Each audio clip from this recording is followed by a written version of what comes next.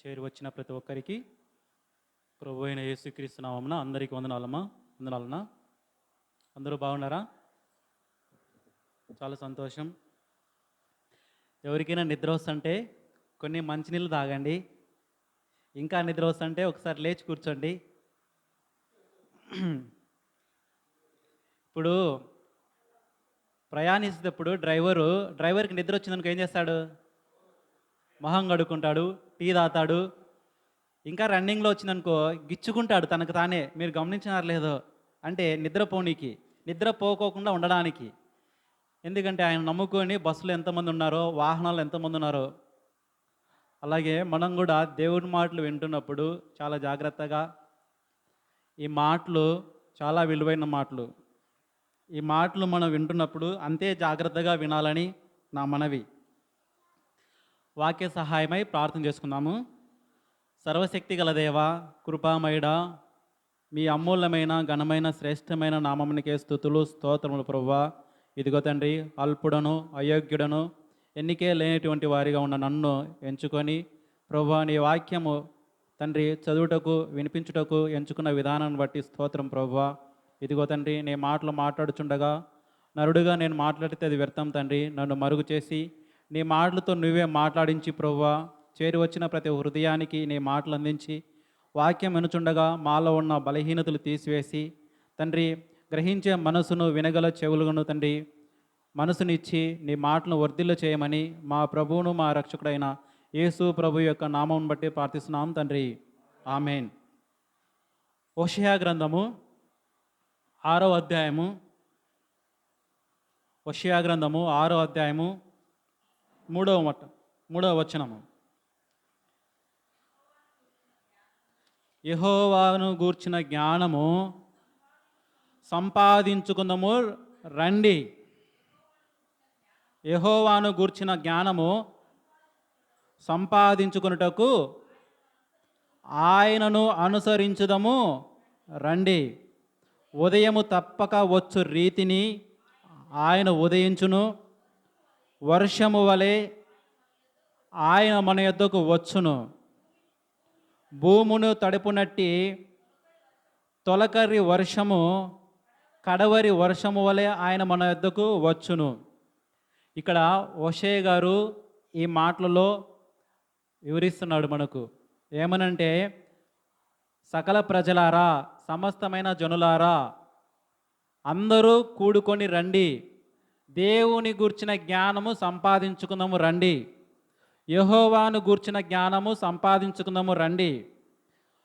ప్రతిరోజు ఉదయం తెల్ల ఎట్లా వారుతుందో అలాగే దేవుని యొక్క మాటలు, దేవుని యొక్క జ్ఞానము ఎంతో విలువైనది. అలాంటి జ్ఞానాన్ని మనము తెలుసుకోవాలి అని చెప్పి హోషేయ గారు ఈ మాటలు చెప్తున్నాడు. ఇంతకు మన ఈరోజు వాక్యం యొక్క ముఖ్య ఉద్దేశము, ఈ లోక జ్ఞానమా దేవుని గురించిన జ్ఞానమా? ఈ లోక జ్ఞానమా దేవుని గురించిన జ్ఞానమా? చెప్పండి. ఇప్పుడు మీకు ఏ జ్ఞానం కావాలి? అంటే ఈ లోక జ్ఞానం వద్దా? ఈ లోక జ్ఞానం వద్దా? ఈ లోక జ్ఞానంతో పాటు దేవుని గురించిన జ్ఞానం తెలుసుకోవాలి. కానీ ఈ లోకంలో ఉన్న జ్ఞానము కంటే జ్ఞానం, దేవుడు కొరింథీ సంఘానికి ఒక అపోస్తలుడైన పౌలు గారు ఒక మాట చెప్తాడు. ఏం చెప్తాడు? ఈ లోక జ్ఞానము దేవుని దృష్టికి వెర్రితనము అని చెప్తాడు. అయ్యా, నీ ఈ లోకంలో జ్ఞానంగా ఎంత సంపాదించుకున్నా ఎట్లున్నా కానీ దేవుని దృష్టిలో అది ఏదంట? వెర్రితనము. అట్లా ఎందుకు చెప్పాడో అది కూడా ఈరోజు చూద్దాం. అసలు నిజమైన జ్ఞానం అంటే ఏమిటి? ఈ లోకానుసారమైన జ్ఞానము మనల్ని ఎలా తీసుకెళ్తుంది? దేవుని గురించిన జ్ఞానం అంటే ఏమిటి? ఈ మాటలు ఈరోజు చూద్దాం. అందుకే హోషేయ గారు చెప్తున్నారు, అయ్యా సమస్తమైన జనులారా, అందరూ కూడుకొని రండి, సమాజముగా కూడుకొని రండి. ఇదిగో దేవుని గూర్చిన జ్ఞానం మనం తెలుసుకుందాము, యెహోవాను గూర్చిన జ్ఞానము సంపాదించుకుందాము రండి. మనం అందరము మన పనులు చేసుకుంటూ ఏం సంపాదించుకుంటాము? డబ్బులు సంపాదించుకుంటాం. జ్ఞానం ఎక్కడైనా దొరుకుతుందా? జ్ఞానం దొరకాలంటే ఏం చేయాలా? జ్ఞానం దొరకాలంటే బడికి పోవాలి. బడికి పోయి ఉపాధ్యాయులు చెప్పినట్టు విని నేర్చుకొని పరీక్షలలో పాస్ అయ్యి అట్లా రోజు చదువుకుంటూ మననం చేస్తే జ్ఞానం వస్తుంది. జ్ఞానం ఎక్కువ వస్తే ఏం చేస్తారు చెప్పండి?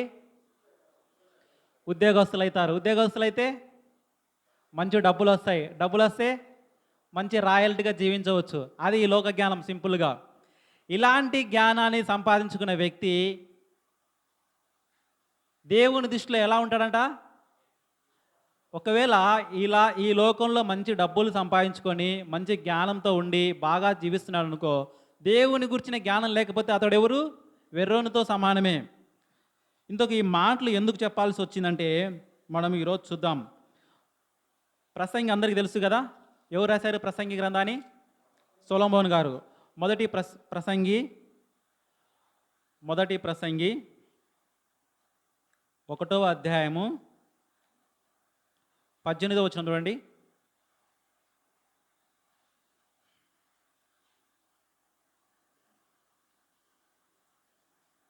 మొదటి ప్రసంగి 1వ అధ్యాయము 18వ వచనం. విస్తారమైన జ్ఞాన అభ్యాసము చేత విస్తారమైన దుఃఖము కలుగును. అధిక విద్య సంపాదించిన వానికి అధిక శోకము కలుగును. ఏముంది ఇక్కడ? ఇందాక మనం బాగా చదువుకుంటే ఏమొస్తుందంట? మంచి ఉద్యోగం వస్తుంది, మంచి డబ్బులు వస్తాయని చెప్పాం. కానీ ఇక్కడ ఏముంది? విస్తారమైన జ్ఞాన అభ్యాసము చేత ఏం కలుగుతుందంట? విస్తారమైన దుఃఖం కలుగుతుంది. ఎందుకు కలుగుతుంది చెప్పండి? బాగా చదువుకొని మంచి ఉద్యోగం చేసుకుంటూ నెలకు 1,00,000 డబ్బులు సంపాదించుకునే వ్యక్తి సాయంత్రం ఇంటికి ఎట్టు వెళ్తాడు? వారం అంతా కష్టపడి శనివారం రోజు ఎట్లా తీసుకుంటారు రెస్ట్? బాగా ఫుల్గా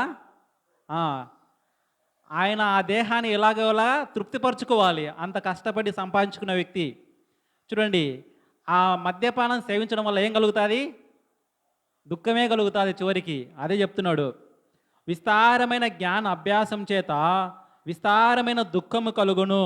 అధిక విద్య సంపాదించిన వానికి అధిక శోకము కలుగును. అంటే ఇక్కడ రెండు విధాలుగా ఆలోచించాలి. అందరికీ అంటే అందరికీ కాదు.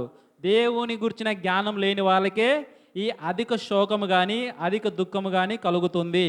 అందరికని కాదు. అలా అని చెప్పి మనం తప్పుగా అపార్థం చేసుకోవద్దు. అధిక విద్య మంచిదే, విస్తారమైన జ్ఞానం మంచిదే. ఎప్పుడు? దేవుని గూర్చిన జ్ఞానం ఉన్నప్పుడు. మనకు ఈ మాటలు రాసింది ఎవరంటే ప్రసంగి గారు, ఆయనే సొలొమోను గారు. ఆయన తండ్రి గారు చనిపోయినప్పుడు దావీదు గారు ఎంతటి జ్ఞానం మనందరికీ తెలుసు. దేవుని గూర్చిన జ్ఞానం సంపాదించుకొని భూరాజులందరికంటే మహాగణుడయ్యాడు. ఇప్పుడు జ్ఞానం సంపాదించుకున్నప్పుడు ఆ జ్ఞానం ఎవరి వల్ల కలిగిందంటే దేవుని వలన కలిగింది. అలాంటి జ్ఞానం సంపాదించుకున్న వ్యక్తి, లోక జ్ఞానం సంపాదించుకున్న వ్యక్తి ఏమయ్యాడు చివరికి? చూడండి, 2వ దినవృత్తాంతాల గ్రంథము మనకందరికీ తెలుసు. 2వ దినవృత్తాంతాల గ్రంథము 11వ అధ్యాయము 22వ వచనం చూడండి ఒకసారి. 11వ అధ్యాయము 22వ వచనం. రెహబాము 2వ దినవృత్తాంతాల గ్రంథము 11వ అధ్యాయము 22వ వచనము.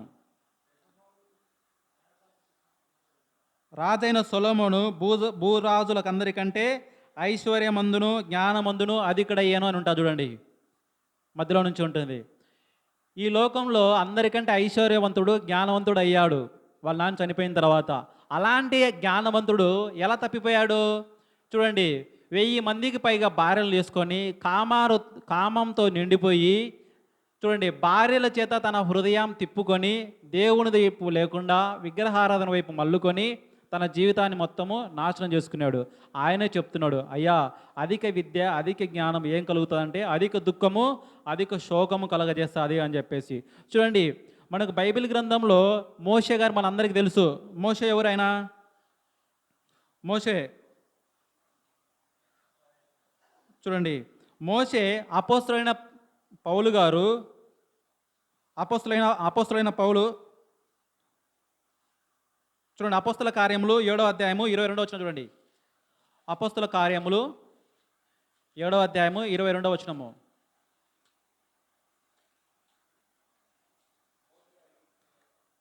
అపోస్తల కార్యములు 7వ అధ్యాయము 22వ వచనం.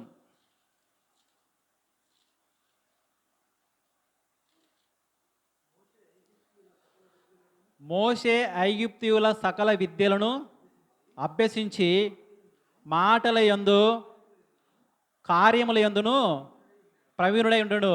మోసే ఆయన ఎక్కడ ఉన్నాడు? ఐగుప్తు దేశంలో ఉన్నప్పుడు సకల విద్యల యందు అభ్యసించి మాటల యందు కార్యముల యందు ప్రవీణుడైనాడు. అంటే అప్పటి కాలంలోనే మంచి విద్య అభ్యసించాడు. అన్ని విద్యలు అభ్యసించి కార్యముల యందు మాటల యందు మంచి ప్రావీణ్యం గలవాడైనాడు, మంచి దిట్ట అయినాడు. అలాంటి వ్యక్తి ఏం చేశాడు?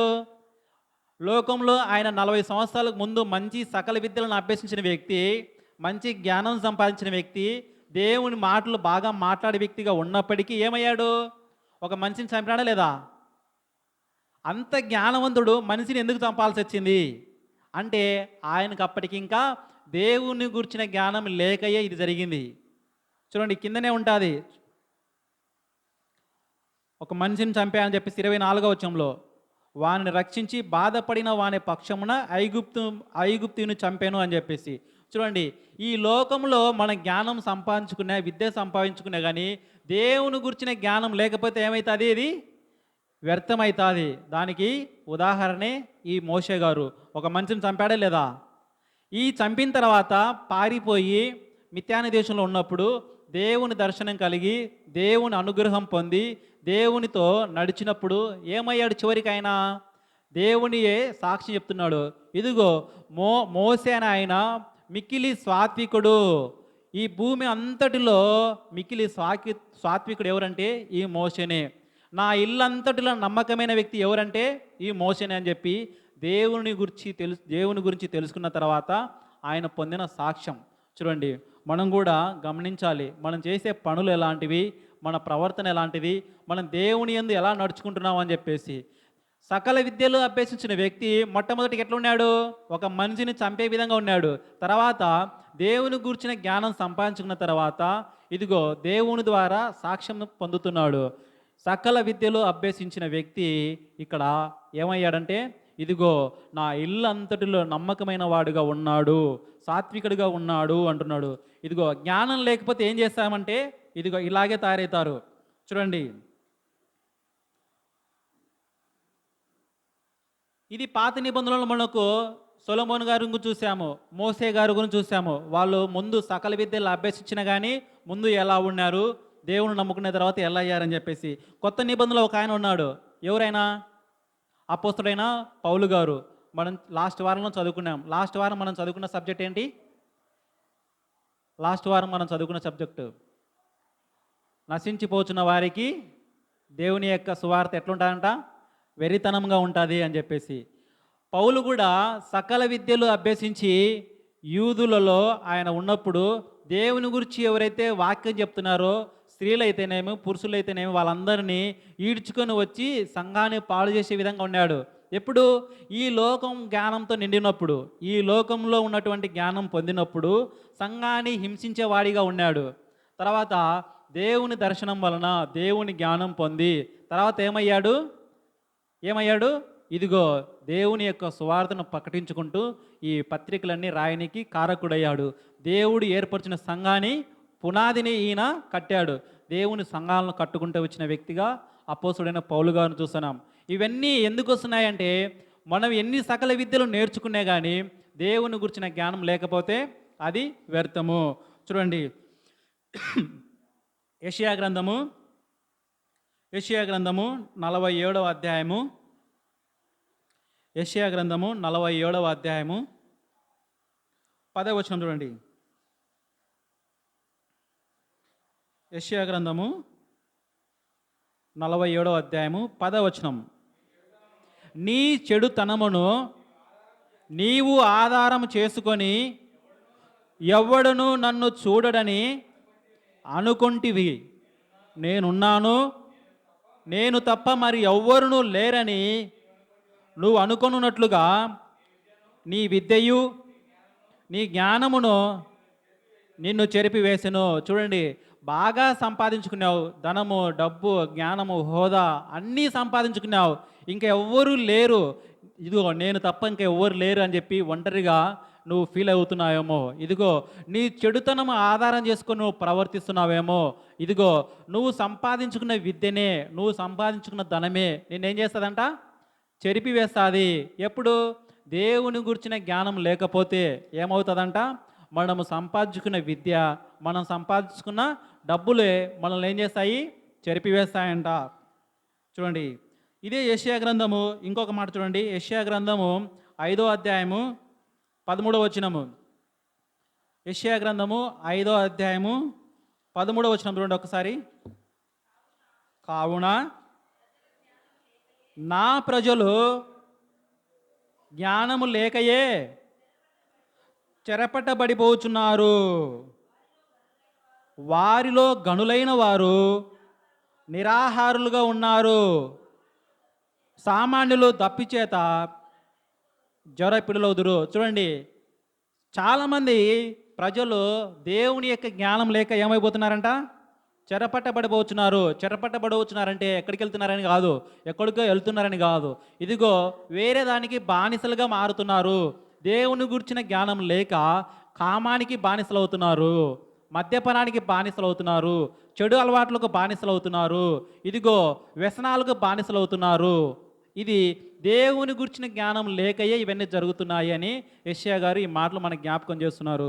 చూడండి, ఈ ప్రజలు జ్ఞానం లేకయే చెరపట్టబడుతున్నారు. బాగా సంపాదించుకుంటున్నాం డబ్బులు, వారం ఎండింగ్ వచ్చేటప్పటికి ఏమైపోతుంది, ఇదిగో తాగడము, మద్యానికి బానిసలు కావడము, కుటుంబంలో అల్లర్లి. చూడండి, డబ్బులు ఉన్నాయి, హోదా ఉంది, అన్నీ ఉన్నాయి, కానీ కుటుంబంలో ఏం లేదు, శాంతి లేదు, నెమ్మది లేదు. మనం కూడా అంతే, ఎంత సంపాదించుకుంటుంటాం బయట, కానీ ఎంత డబ్బులు సంపాదించుకునే ఏముండదు, మిగలకుండా ఉండదు, అప్పులైతేనే ఉంటాయి సంపాదించుకునే. కానీ ఎందుకు, దేవుని గురించిన జ్ఞానం లేకపోతే మనం ఎంత సంపాదించుకున్నా కానీ ఆ సంపాదన మనం ఏం చేస్తుందంట, చెరుపుతుంది, చెడు అలవాట్లకు బానిసలుగా చేస్తుంది, చెడుతనానికి. ఇదిగో అందుకే దేవుని గురించిన జ్ఞానాన్ని మనము తెలుసుకోవాలి. ఇంతకు ఆ జ్ఞానం ఏంటి, ఎందుకు మనం తెలుసుకోవాలనేది ఈరోజు మనం ఆలోచించాలి. చూడండి, ఇంకా ఆ జ్ఞానము లేకపోతే ఏం చేస్తారు ప్రజలు అనేది ఇంకొక మాట చూడండి. హోషేయ గ్రంథము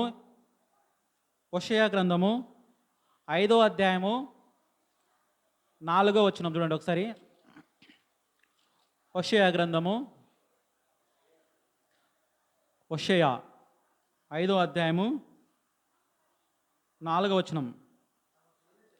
తమ క్రియల చేత అభ్యంతరపరచబడిన వారై వారు తమ దేవుని యొద్దకు తిరిగి రాలేకపోదురు, వారిలో వ్యభిచార మనసున్నందున వారు యెహోవాను ఎరుగక ఉందురు. అయ్యా, ఈ ప్రజలు ఎలాంటి వారంటే వాళ్ళు చేసుకున్నటువంటి పనుల వలన, వాళ్ళు చేసుకున్నటువంటి క్రియల వలన నిజమైన దేవుని యొద్దకు రాలేకపోతున్నారు, నిజమైన దేవుణ్ణి ఎవరో తెలుసుకోలేకపోతున్నారు. వారిలో వ్యభిచార మనస్సు ఉండడం వల్ల దేవుణ్ణి ఎరగలేకపోతున్నారంట.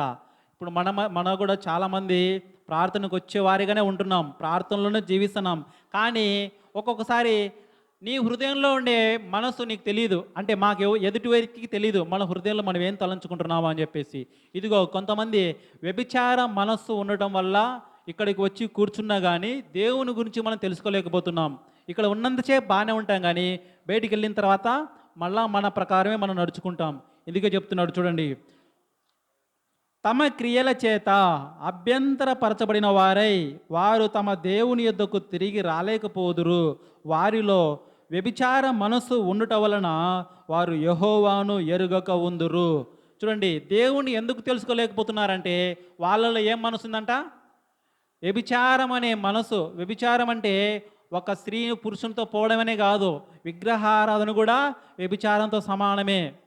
బైబిల్ గ్రంథం సెలవిస్తుంది, విగ్రహారాధన, చెడు అలవాట్లు, చెడుతనము, అన్ని వ్యసనాలు కూడా అవి వ్యభిచారం మనసు ఉండడం వల్లనే వస్తాయి. చూడండి, ఇలాంటి మనసు ఉన్న వాళ్ళు ఏమైపోతున్నారంట, దేవుని గురించిన జ్ఞానము తెలుసుకోలేకపోతున్నారు. ఇంకా ఏం చెప్తున్నాడు చూడండి, హోషేయ గ్రంథము ఇదే 4వ అధ్యాయం చూడండి ఒకసారి. 4వ అధ్యాయము 6వ వచనం చూడండి. నా జనులు జ్ఞానము లేని వారై నశించుచున్నారు. చూడంట, ఎందుకు ప్రజలు నశించిపోతున్నారంటే ఏమని అర్థము, జ్ఞానము లేకయే. ఏ జ్ఞానము?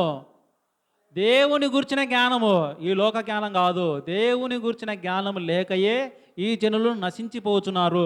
నశించిపోవడం అంటే చనిపోవడం కాదు.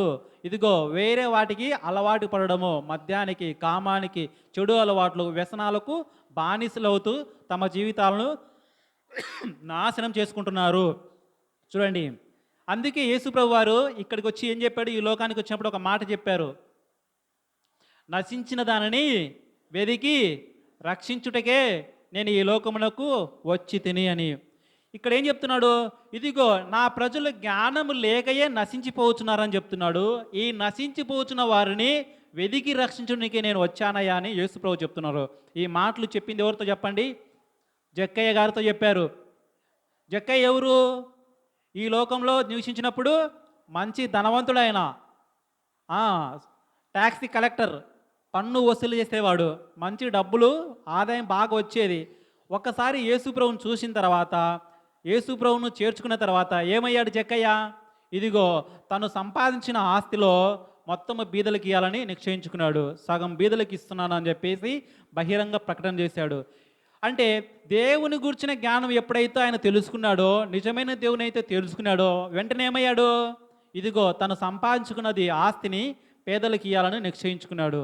ఆ జ్ఞానం ఎట్లా వచ్చిందంటే నిజమైన దేవుని గురించి తెలుసుకున్నప్పుడు మాత్రమే వస్తుంది. మనమేమో డబ్బులు సంపాదించుకుంటూ పోతున్నాము, మనకు విద్య ఉంది, డబ్బులు ఉన్నాయి, మనమే తింటున్నాము, మనమే సంపాదించుకుంటున్నాము. కానీ మనకేం కలుగుతుంది? మనోవేదన, ఇంట్లో నెమ్మది లేకపోవడము, సుఖము లేకపోవడము, ఏదో ఒక గలాటల్లో మనశాంతి లేకపోవడం, ఇవే జరుగుతుంటాయి. అదే నిజమైన దేవుని గురించి మనం తెలుసుకున్నప్పుడు పరులకు సహాయం చేయాలనే మనసు మనకు కలుగుతుంది. అందుకే యేసుప్రభు వారు చెప్తున్నారు, ఇదిగో నా ప్రజలు నశించిపోతున్నారు, అలా నశించిపోయిన వారిని నేను వెదికి ఇదిగో వాళ్ళను రక్షించనీకి వచ్చాను. ఇదిగో సమస్తమైన నా ప్రజలారా నా యుద్ధకు రండి అని చెప్పేసి దేవుడు మనకు గుర్తు చేస్తున్నాడు. ఈ నిజమైన జ్ఞానం మనం తెలుసుకోవాలి. చూడండి, ఇంత జ్ఞానవంతుడైన దేవుని మనం ఎలా తెలుసుకోవాలి? ఇంకొక జ్ఞానం అంటే ఏంటి? నిజమైన జ్ఞానం అంటే ఏమిటి అంటే, నిజమైన జ్ఞానం ఏమిటి అంటే మనకు సామెతలు చెప్తాడు, దేవుని యందు భయభక్తులు కలిగి జీవించడమే జ్ఞానము, జ్ఞానమునకు మూలము. సమస్తమైన ఈ లోకంలో సమస్తము ఎవరికి లోబడి ఉంటాయి? దేవునికి లోబడి ఉంటాయి. మనము దేవుని యందు భయభక్తులు కలిగి జీవించినప్పుడే మనకు సమస్తము అవి మనకు నెరవేరుతాయి. చూడండి, మొట్టమొదటిగా మనం మోషేను చూసాం. ఆయన సకల విద్యలు నేర్చుకున్నప్పుడు కూడా మనిషిని చంపేవాడిగా ఉన్నాడు. అదే దేవుని గురించి తెలుసుకున్న జ్ఞానం వచ్చిన తర్వాత ఎలా అయ్యాడు? ఒక నాయకుడు అయ్యాడు. ఇశ్రాయేల్ ప్రజలను నాయకుడిగా నడిపించాడు. అదే దేవుని గురించిన జ్ఞానం మనం తెలుసుకున్నప్పుడు మనం మార్పు చెందుతాము. చూడండి, ఇంతకు ఈ జ్ఞానులను ఈ లోకంలో చాలామంది దేవతలు అనబడిన వారు ఉన్నారు, కానీ నిజమైన దేవుడు ఒక్కడే, ఆయనే అందరికీ ప్రభు అయి ఉన్నాడు. ఇవి కొరింథీయులకు రాసిన పత్రిక, ఒకసారి చూడండి, 8వ అధ్యాయము కొరింథీయులకు రాసిన పత్రిక. ఇప్పుడు మనం ఈ లోక జ్ఞానం గురించి చూసాము. ఈ లోక జ్ఞానము ఏంటి? దేవుని గురించిన జ్ఞానం లేకపోతే ఏమవుతుంది అని చెప్పి చూసాము. ఇప్పుడు దేవుని గురించిన జ్ఞానం గురించి చూద్దాం. కొరింథీయులకు రాసిన పత్రిక, 1వ కొరింథీయులకు రాసిన పత్రిక 8వ అధ్యాయము 6వ వచనం చూడండి. 5వ వచనము, దేవతలు అనబడిన ఎక్కడ ఉంది? దేవతలు అనబడిన వారు, ప్రభులు అనబడిన వారు అనేకులు ఉన్నారు. ఈ లోకంలో సమస్యలు ఎట్లమవుతున్నాయంటే, ఇంటికి ఒకరు, మాకొక దేవుడు, మీకొక దేవుడు, కుటుంబానికి ఒక దేవుడు, సమాజంలో కులానికి ఒక దేవుడు, ఇలా మనము దేవుణ్ణి సృష్టించుకుంటున్నాం, మనమే దేవుణ్ణి సృష్టించుకుంటున్నాం. కానీ బైబిల్ గ్రంథం ఏం చెప్తుందంటే, దేవతలు అనబడిన వారు, ప్రభువులు అనబడిన వారు అనేకులు ఉన్నారు. కానీ ఆకాశమందైనను భూమి మీదైనను దేవతలు అనబడేవి ఉన్నను మనకు ఒక్కడే దేవుడు, ఆయనే అందరికీ ప్రభువు, అందరికీ తండ్రి, రాజులకు రాజు ఆయన ఒక్కడే. ఈ మాట, ఈ సత్యాన్ని ఏ జ్ఞాని కూడా ఒప్పుకోలేడు. ఎందుకంటే ఈ లోకంలో జ్ఞానం ఎట్లా ఉంటుందంటే నీకొక దేవుడు, నాకొక దేవుడు, కుటుంబానికి ఒక దేవుడు, సమాజానికి ఒక దేవుడు. మనం ప్రకృతిలో దేవుని వెతుక్కుంటున్నాం కానీ నిజమైన దేవుణ్ణి మర్చిపోతున్నాము. కానీ దేవుని గురించిన జ్ఞానం తెలుసుకున్నప్పుడే ఒక్కడే దేవుడు అన్న సంగతి మర్చిపోతున్నాము. ఆ ఒక్కడైన దేవుని గురించి మనం తెలుసుకోవాలి. చూడండి, అందుకే ఒకసారి ఇదే కొరింథీయులకు రాసిన పత్రిక 15వ అధ్యాయము 34 వచనం చూడండి. 34 వచనం, కొరింథీయులకు రాసిన పత్రిక 15వ అధ్యాయము 34 వచనము. నీతి ప్రవర్తన గలవారై మేల్కొని పాపం చేయకుడి, దేవుని గూర్చిన జ్ఞానము కొందరికి లేదు. చూడండి, దేవుని గురించిన జ్ఞానం అందరికీ ఉందా? అందరికీ లేదు, అది కొందరికి మాత్రమే ఉంది. అదే ఆ లేనోళ్ళు ఏం మాట్లాడుతారో చూడండి. చూడండి, దేవుని గురించిన జ్ఞానము కొందరికి లేదు, మీకు సిగ్గు కలుగుటకై ఇట్లు చెప్పుచున్నాను. అయితే ఆ దేవుని గురించిన జ్ఞానం లేనిటువంటి మాట ఎట్లుంటాయి చూడండి. చాలామంది యేసు ప్రభు నిజమైన దేవుడు అంటే వాళ్ళు ఏం చెప్తారు మనకు? ఆ దేవుడు చచ్చిపోయి ఏడలేసినాడు, ఎప్పుడు వస్తాడు మళ్ళీ, ఆయనే 3 మేకులు పీక్కోలేదు అని చెప్పేసి చాలామంది వ్యర్థమైన మాటలు మాట్లాడుతుంటారు. అసలు చనిపోయిన వాడు ఎలా బ్రతుకుతాడు అని చెప్పే మాటలు కూడా మాట్లాడే వాళ్ళు ఉంటారు. అందుకే వాళ్ళకు సమాధానంగా చెప్తుంది వాక్యం చూడండి. అయితే మృతులు ఎలాగు లేతురు, వారి ఎట్టి శరీరంతో ఒత్తురని ఒకడు అడుగును. ఓ అవివేకి, నీవు విత్తినది చచ్చితేనే కానీ అది బ్రతికింపబడదు కదా. చూడండి, చనిపోయిన వాడు తిరిగి ఎట్లా లేస్తాడంటే, ముందు నువ్వు విత్తిన గింజ అది బతకాలంటే ముందేం కావాలి? అది చచ్చిపోతేనే అది మళ్ళీ మరుసటి రోజు పుడుతుంది, మళ్ళీ మొక్కగా మొలుస్తుంది. ఈ చిన్న జ్ఞానం నీకు లేకయే దేవుని గురించిన జ్ఞానం గురించి నువ్వు తెలుసుకోలేవు అని చెప్తున్నాడు. చూడండి, ఆయన ప్రభువులకు ప్రభువు, ఆయన ఈ లోకానికి దిగి వచ్చాడు. ఇంతకు ఆయన ఈ లోకంలో ఉన్నప్పుడు నరుడుగా మనకు మధ్య జీవించాడు, నరుడుగా చనిపోయాడు, చనిపోయి తిరిగి 3వ నాడు లేచాడు. అయినా కానీ ఆయన దేవునిగా చాలామంది అంగీకరించలేకపోతున్నారు. చూడండి, చూడండి, ఒకటవ కొరింథీయులకు రాసిన పత్రిక 1వ అధ్యాయము 27వ వచనం చూడండి ఒకసారి. 1వ కొరింథీయులకు రాసిన పత్రిక 1వ అధ్యాయము 27వ వచనం. 27వ వచనం, ఏ శరీరియు దేవుని ఎదుట అతిశయించబడుకుంటున్నట్లు జ్ఞానులను సిగ్గుపరచుటకు లోకంలో నుండి వెర్రి వారిని దేవుడు ఏర్పరచుకొని ఉన్నాడు. చూడండి, అయ్యా ఈ లోకంలో జ్ఞానులకు బుద్ధి చెప్పినకి ఎవరిని ఎంచుకున్నాడు? వెర్రి వారిని ఎంచుకున్నాడు. బలవంతులైన వారిని సిగ్గుపరచుటకు లోకంలో బలహీనమైన వారిని దేవుడు ఏర్పరచుకున్నాడు. ఎన్నికైన వారిని వ్యర్థం చేయుటకు లోకములో నీచులైన వారిని, తృణీకరించబడిన వారిని, ఎన్నికే లేనిటువంటి వారిని దేవుడు ఎన్నుపరుచుకున్నాడు. ఈనాడు సమాజంలో యేసుప్రభువును ఎక్కువ ఎవరు అంగీకరిస్తున్నారయ్యా? ఈనాడు సమాజంలో యేసుప్రభువును ఎవరు అంగీకరిస్తున్నారు? ఇదిగో గ్రామాలలో ఇళ్ళ మధ్యలో నివసించకుండా ఊరి చివరలో ఎవరున్నారు? ఇదిగో ప్రజలలోంచి ఎన్నిక లేనటువంటి వారు, తక్కువ కులస్తులు, ఇదిగో అంటరానితనంగా ఉన్నటువంటి వారు, తక్కువ కులంగా ఉన్న వాళ్ళే దేవుణ్ణి నమ్ముకుంటున్నారు. ఎందుకు కారణము? ఇదిగో ఎన్నికే లేనటువంటి వారిని ఎంచుకొని ఎవరికి సమాధానం చెప్పాలంట? ఎన్నికైన వారికి, బలవంతులమైన వారికి సమాధానం చెప్పనికి దేవుడు సమాజంలో నుండి బలహీనులను, వెర్రి వారిని, ఏమీ లేనటువంటి వారిగా, నిన్ను నన్ను ఉన్నటువంటి వారిగా దేవుడు ఎంచుకుంటున్నాడు. ఎందుకయ్యా అంటే ఆయన మహిమ పొందాలని, వారికి బుద్ధి చెప్పాలని. ఈ జ్ఞానం లేకయే ప్రజలు నశించిపోతున్నారు అని మనకు పౌలు గారు మనకు జ్ఞాపకం చేస్తున్నారు. చూడండి, ఇలాంటి జ్ఞానాన్ని మనం పొందుకోవాలి. ఇదిగో మనం కూడా మునుపు దేవుడు అంటే ఎవరో తెలియనప్పుడు ఈ లోకంలో విగ్రహారాధన చేశాం, మన ఇష్టానుసారంగా జీవించాం. నిజమైన జ్ఞానం సంపాదించుకున్నప్పుడు మనం ఎలా ఉండాలి, మన ప్రవర్తన ఎలా ఉండాలి, మన నడవడిక ఎలా ఉండాలి అనేది మనం నేర్చుకోవాలి. చూడండి, ఇంతకు దేవుడు ఈ లోకంలో నివసించాడు. సకల విద్యలు అభ్యసించిన వ్యక్తి ఎవరు? మోషే గారు. చిన్న వయసులో 40 సంవత్సరాలలోనే యూదా మతంలో మంచి ప్రావీణుడు, మాటల యందు, క్రియల యందు, సకల విద్యల యందు మంచి ప్రావీణుడు. అలాంటి ఆయన ఒక వ్యక్తిని చంపిన తర్వాత, దేవుని గురించిన జ్ఞానం సంపాదించుకున్న తర్వాత ఈయనకు ఒక కోరిక కలిగింది. అయ్యా, నువ్వు ఎవరయ్యా నాతో మాట్లాడుతున్నావంటే దేవుడు చెప్పాడు, నేను ఉన్నవాడను అనువాడను అని చెప్పాడు. అయితే నువ్వు ఉన్నవాడవు కదా, అనువాడవు కదా, నిజమైన దేవుని కదా, నిన్ను చూడాలని నాకు ఆశ కలుగుతుందయ్యా అని చెప్పి మానవుని కోరిక. చూడండి, మనలో కూడా చాలామంది ఏం కోరుకుంటారు, నేను దేవుని చూశాను, దేవుడు నాతో మాట్లాడుతాడు, దేవునితో నేను మాట్లాడుతానని చెప్పి అనుకుంటాము. ఇలాంటి ఆలోచనలే మోషేకి వచ్చాయి. మోషే ఏం కోరుకున్నాడు, దేవుణ్ణి చూడాలని కోరుకున్నాడు. మహా ఆకాశం పట్టజాలని దేవుణ్ణి ఏ నరుడైనా చూసి బ్రతకగలడా?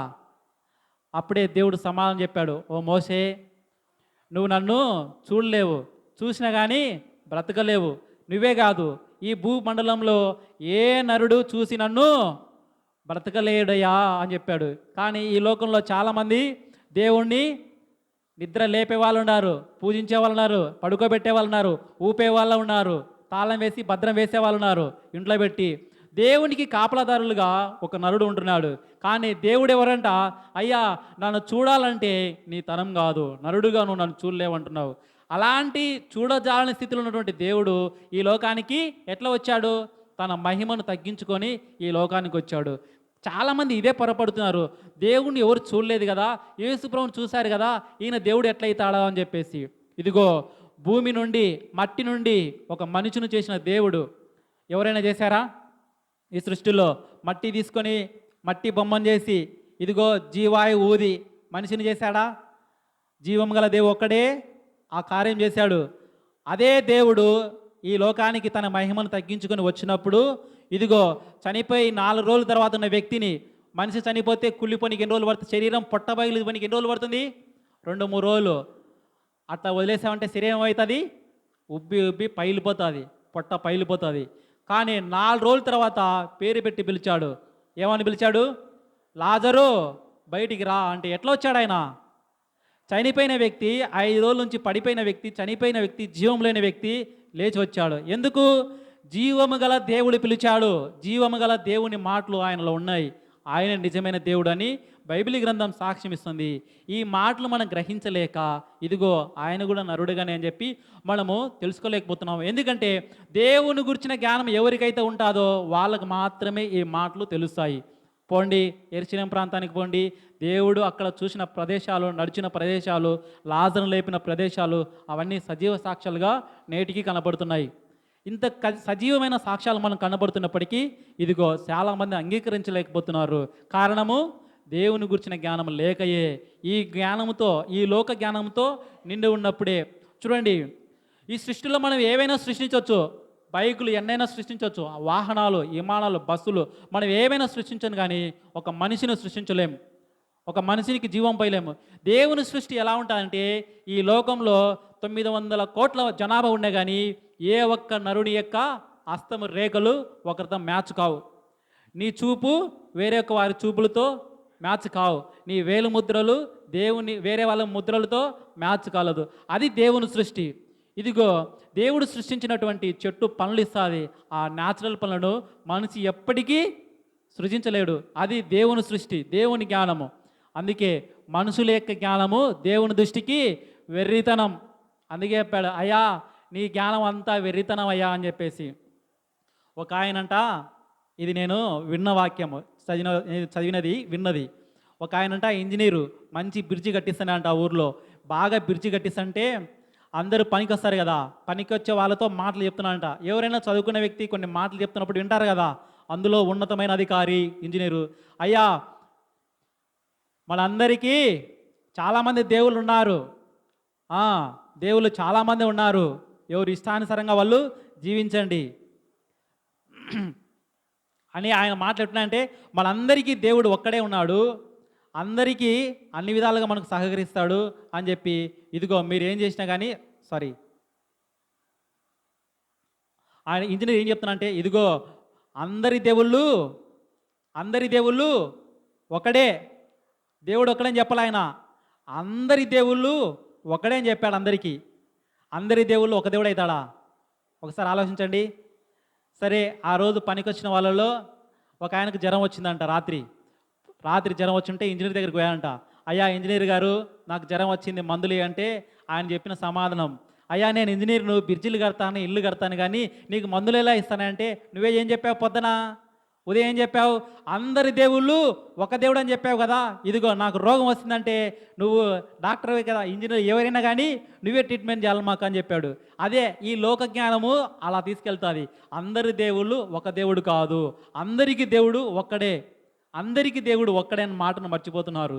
అందరి దేవుళ్ళు అనుకుంటున్నారు, కానీ నిజమైన దేవుడు ఒక్కడే. చూడండి, ఇంకా మీకు అర్థం కానికి నేను చెప్తాను ఉదాహరణ. ఇప్పుడు పొలాలకు మందులు కొడతాం కదా, పొలాలకు కొట్టే మందులు బాగా పనిచేస్తాయి కదా. మనం జ్వరం వచ్చినప్పుడు మనం ఆ మందులు వేసుకుంటే ఏమవుతాము, ఆ మందులు ఈ మందులు ఒకటే కదా, వేసుకోవచ్చు కదా. వేసుకుంటే ఏమవుతాము, మనం చచ్చిపోతాం. అందుకే దేవుళ్ళు కూడా అందరూ కాదు, ఒక్కడే దేవుడు. ఏ రోగానికి ఆ డాక్టర్ దగ్గరికి వెళ్ళాలి. పాపాలను తీసివేసే దేవుడుగా ఈ లోకానికి వచ్చినప్పుడు ఈయన నిజమైన దేవుడు. మీ పాపములు క్షమించబడుతున్నాయని చెప్పిన ఏకైక దేవుడు ఈ దేవుని గురించిన జ్ఞానం మనం తెలుసుకోవాలనేది మన వాక్యం యొక్క ముఖ్య ఉద్దేశం. చూడండి, ఇలాంటి దేవుని గురించి మనం తెలుసుకుందాం ఒకసారి. మొదటి తిమోతికి రాసిన పత్రిక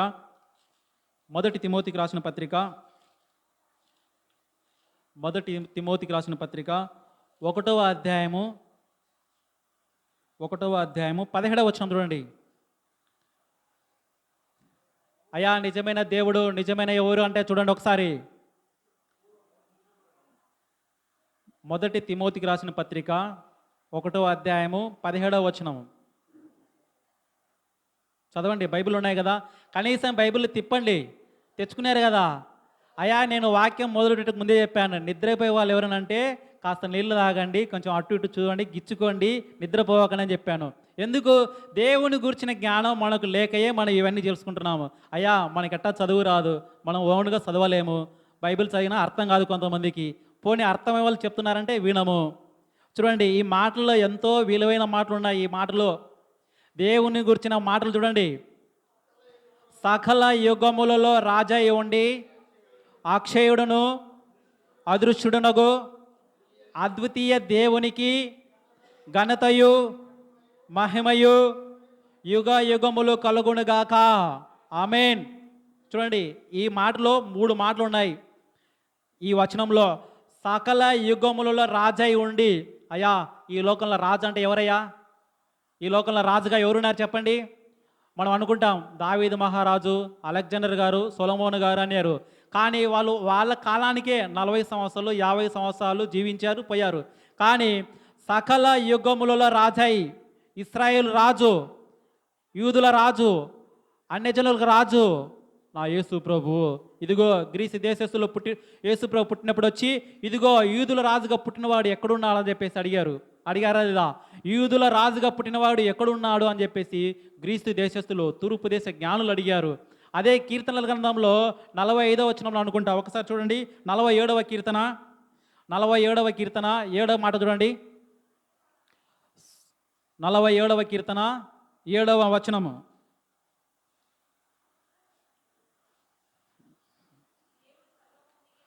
దేవుడు సర్వభూమికి రాజై ఉన్నాడు. ఎవరంట? దేవుడు అంట సర్వభూమికి రాజై ఉన్నాడు. ఇక్కడ ఏం చెప్తున్నాడు? అయ్యా యూదుల రాజుగా పుట్టినవాడు ఎక్కడ? ఇశ్రాయేలు రాజుగా పుట్టినవాడు ఎక్కడ? దేవుడు అంట సర్వభూమికి రాజై ఉన్నాడంట. ఆ రాజే ఈ రాజు. ఆయనే యుగ యుగములలో రాజై ఉన్నాడు. ఆయనే మన ప్రకటన గ్రంథంలో చూస్తే 19వ అధ్యాయం 16వ వచనంలో రాజులకు రాజు, ప్రభువులకు ప్రభువు అని ఉంటుంది. ఆయనే నిజమైన రాజు, నిజమైన రాజుగా మనకు కనబడుతున్నాడు. అక్షయుడగు, అదృశ్యుడు. దేవుడు కనపడతాడా అండి? కనపడడు. కానీ ఆ కనపడనంటి దేవుడే ఈ లోకానికి దిగి వచ్చి తన మహిమనంతా దాచుకొని ఈ లోకానికి దిగి వచ్చి నరుడుగా మన మధ్య నివసించి ఇదిగో మనిషిని మట్టి నుండి ఎలా అయితే తయారు చేశాడో అదే రీతిగా చనిపోయిన వ్యక్తిని 4 రోజుల తర్వాత చనిపోయిన వ్యక్తిని మన మధ్య లేపి ఇదిగో ఈయనే మీ మధ్యకు నేను తీసుకొస్తున్నాను చెప్పి తన జీవ మాటలతో అయితే బతికించాడు. ఆయనే అదృష్టుడైన దేవుడు ఈ లోకంలో మన అందరికీ కనపడ్డాడు. అంటే మనకు కాదు, ఇశ్రాయేల్ రాజ్యంలో ఆయన ఉన్నప్పుడు. ఆయన అదృశ్యుడు. ఆ అదృశ్య దేవుణ్ణి ఏ నరుడు చూడలేడు. అలాంటి కోరిక కలిగినటువంటి మోషే కూడా ఏ నరుడు చూడలేదని చెప్పి ఆయన సమాధానం చెప్పాడు. చూడండి, మన సూర్యుడిని కొంచెం చూడాలంటేనా చూడలేము. అలాంటి సూర్యుడు కొంచెం ఒక అడుగు ముందుకు వచ్చిందంటే ఈ లోకంలో ఏవి ఉండలేవు. అలాంటి 10,000 సూర్యుల కన్నా ఎక్కువ తేజోమయుడు మన దేవుడు. ఆయన అదృశ్యుడు. ఇంకొక మాట ఏం చెప్తున్నాడు? అక్షయుడు అంట. అక్షయుడు అంటే నిత్యము ఉండేవాడు. ఈ మాట దగ్గర కొంచెం ఆగుతాను. చిన్నప్పుడు ఈ అక్షయుడు అంటే నిత్యము ఉండేవాడు. ఎక్కడ ఉంటాడు నిత్యము? వస్తువులలో ఉంటాడా? బొమ్మలలో ఉంటాడా? ఎక్కడుంటాడు? ప్రకృతిలో ఉంటాడా? లేదు, హృదయాలలో నివసించే దేవుడు. ఆయన నిత్యం ఉండేవాడు. నేను చిన్నప్పుడు చాలా భక్తిపరునండి, మీకు తెలియదు ఎంత భక్తిపరునంటే. నేను 4వ తరగతి 5వ తరగతి చదువుతున్నప్పుడు పండగ వచ్చిందంటేనా మా ఇంట్లో విగ్రహాలు ఉంటాయి కదా, అవన్నీ పక్కన పెట్టి వెంటనే బిందె తీసుకెళ్ళి మంచినీళ్ళు ఎత్తుకొచ్చి ఆ బిందెలో నుంచి, అంటే ఎవరు చేయబట్టుకుని ఉంటారు, బిందె నీళ్ళు ఉంటాయి కదా, ఆ నీళ్లు తీసుకొని ఒక చెంబులో తీసుకొచ్చి ఆ చెంబులో నీళ్ళతో విగ్రహ పటాలన్నీ తుడిచేవాని. ఫ్రెష్ నీళ్ళు, ఆ నీళ్ళతో తుడిచి ఆ విగ్రహాలని నిజమైన దేవునిగా ఆరాధించేవాడు. నేను విగ్రహాలలో దేవుని వెతికానని చెప్తున్నా మీకు, పటాలలో దేవుని వెతికానని చెప్తున్నాను. కానీ ఇక్కడ ఏం చెప్తుంది? అక్షయుడకు దేవుడు పటాలకు దుమ్ము పడితే తుడిచిన నేను అక్షయుడికి దేవుణ్ణి ఎక్కడ వెతికాను? పటాలలో వెతికాను. కానీ ఇక్కడేం చెప్తుందంటే, అయ్యా నేను పటాలలో నువ్వు ఉన్నావు, నువ్వు అనుకుంటున్నావు, ఆ పటాలు తగిలేస్తే కాలిపోతాయి, బూడిదవుతాయి. కానీ నేను కాలిపోతానా? దేవుడైనా కాలిపోతాడా? నిత్యము నివసించే వ్యక్తి. చూడండి, ఇప్పటికీ మన జీవితాల్లో మారలా. ఇక్కడ మీరు కూర్చున్న వాళ్ళలో ఎంతమంది యేసు ప్రభు పటాలు ఉన్నాయో చెప్పండి. ఇంట్లో ఎంతమంది యేసు ప్రభు విగ్రహాలు మీ ఇళ్ళల్లో ఉన్నాయి? మనం ఇంకా అక్కడే ఉన్నాము. వాక్యం తెలిసినా కానీ అక్కడి నుంచి బయటికి రాలేకపోతున్నాం. అక్కడే ఉన్నాము. ఆ పటాలకే పూజ చేస్తాము. గుడ్ ఫ్రైడే వచ్చినా కానీ, క్రిస్మస్ వచ్చినా కానీ తుడుస్తాము, దండలేస్తాము, ముక్కుతాము, ప్రార్థనలు చేస్తాము. కానీ అక్షయుడకు దేవుణ్ణి నువ్వు పటాలలో చూస్తున్నావు. ఆయన నిత్యం ఉండే దేవుడు, ఆ అదృశ్య దేవుడు, ఆ నిజమైన దేవుడు, ఇశ్రాయేల్ రాజు, సర్వయుగంలో ఉండే రాజు, రాజులకు రాజు, ప్రభువులకు ప్రభు. ఆ దేవుడే శరీరాన్ని ధరించుకొని ఈ లోకానికి వచ్చాడు. దేవుని గురించిన జ్ఞానం లేకపోతే మన ప్రవర్తన ఎట్లుంటుందంటే ఈ లోకానుసారంగా ఉంటుంది. అందుకే దేవుడు అనుకున్నాడు. చూడండి 1 కొరింథీయులకు రాసిన పత్రిక 1 కొరింథీయులకు రాసిన పత్రిక 1వ అధ్యాయము 24వ వచనం చూడండి.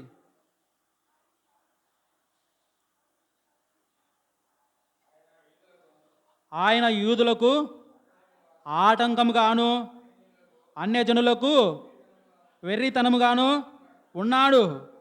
కానీ యూదులకేమి, గ్రీసు దేశస్థులకేమి, పిలువబడిన వారందరికీ క్రీస్తే దేవుని శక్తి, దేవుని జ్ఞానమై ఉన్నాడు. అయ్యా మీరు ఇంతసేపు ఏ జ్ఞానం గురించి తెలుసుకోవాలనుకుంటున్నారో ఆ జ్ఞానం ఎవరో కాదయ్యా, యేసు ప్రభు వారే. ఆయన యూదులలో పుట్టినే కానీ యూదులను ఆటంకపరిచారు, ఆయన దేవునిగా అంగీకరించలేదు. అందుకే ఆయన అన్యజనులను ఎంచుకున్నాడు. ఇదిగో పిలువబడిన వారి గ్రీసు దేశస్థులేమి, యూదులైతేమి, జ్ఞానులైతేమి వాళ్ళందరికీ చెప్తున్నాడు, అయ్యా నేనే నిజమైన క్రీస్తును, నేనే నిజమైన జ్ఞానమును. ఇదిగో నన్ను నమ్ముకున్న వారికి ఏ శిక్ష లేదు. ఇదిగో అందుకే ఈ లోకానికి వచ్చి దేవుడు ఈ మాటలు మనకు చెప్తున్నాడు. ఇదిగో జ్ఞానం అంటే ఏందో కాదు, యేసు ప్రభు గురించి తెలుసుకోవడమే నిజమైన జ్ఞానము. ఆయన మాటలు వినడమే నిజమైన జ్ఞానము. ఆయనకు ఎల్లప్పుడూ కృతజ్ఞతలు చెల్లించడమే నిజమైన జ్ఞానము. ఇవన్నీ మనం చేసినాయంటేనా నిజంగా దేవుని యొక్క కృప మన ఎడల ఉంటుంది. అందుకే ఒక చిన్న పాట. సకలము నీదేనయ్యా శ్రీమంతుడా, స్తుతి నీకు పాడేదనయ్యా. సకలము నీదేనయ్యా శ్రీమంతుడా, స్తుతి నీకు పాడేదనయ్యా. సమకూర్చువాడవయ్యా నీ పిల్లలకు, సమకూర్చువాడవయ్యా. నేను మాత్రమే నేనమ్మానయా, నీవు మాత్రమే నా ధైర్యం యేసయ్యా. నేను మాత్రమే నేనమ్మానయా, మాత్రమే నా ధైర్యం యేసయ్యా, నీ బాహుబలమే నడిపించును, నా స్థితులన్నిటినీ సరిచేయును, నీ బాహుబలమే నడిపించును, నా స్థితులన్నిటినీ సరిచేయును. కృప చూపువాడవయ్యా, నీ పిల్లలకు కృప చూపువాడవయ్యా, సకలము నీదేనయ్యా శ్రీమంతుడా, స్తుతి నీకు పాడేనయ్యా, సకలము నీదేనయ్యా శ్రీమంతుడా, స్తుతి నీకు పాడేదనయ్యా, సమకూర్చువాడవయ్యా, నీ పిల్లలకు సమకూర్చువాడవయ్యా. చూడండి, సకలము దేవుడివే, ఆయనే శ్రీమంతుడు. ఆయన గురించి తెలుసుకున్న మనము ఆయనకు స్తుతి మహిమ ఘనత ఎల్లప్పుడూ చెల్లించుకుంటూ ఉన్నామనుకో, ఆయనే నిజమైన జ్ఞానము, మన జీవితానికి వెలుగుకరంగా ఉంటుంది. ఈ మాటలు మన హృదయంలో పెట్టుకొని, ఇదిగో ఈ లోక జ్ఞానము దేవుని దృష్టికి వెరితనంగా ఉంటుందని చెప్పి, ఈ లోక జ్ఞానం కంటే విలువైన జ్ఞానము దేవుని జ్ఞానము. దేవుని జ్ఞానం అంటే ఏమిటో కాదు, ఇదిగో క్రీస్తు యొక్క మాటలు వినడమే నిజమైన జ్ఞానము. ఆయన యొక్క మాటలు మనం విని ఆయన మాటలకు మనం లోబడి జీవించినప్పుడే సప్త నిధులు మనకు లభిస్తాయి. ఈ మాటలు మన హృదయంలో పెట్టుకొని దేవుణ్ణి మరింత ఘనపరచాలని ప్రభు పేరిట మీకు విన్నవించుకొని నా వాక్యాన్ని ముగిస్తున్నాను. ఈ అవకాశం ఇచ్చిన పెద్దలకు మరోసారి నా హృదయపూర్వక వందనాలు తెలుపుకుంటున్నాను. థ్యాంక్ యూ, ధన్యవాదములు.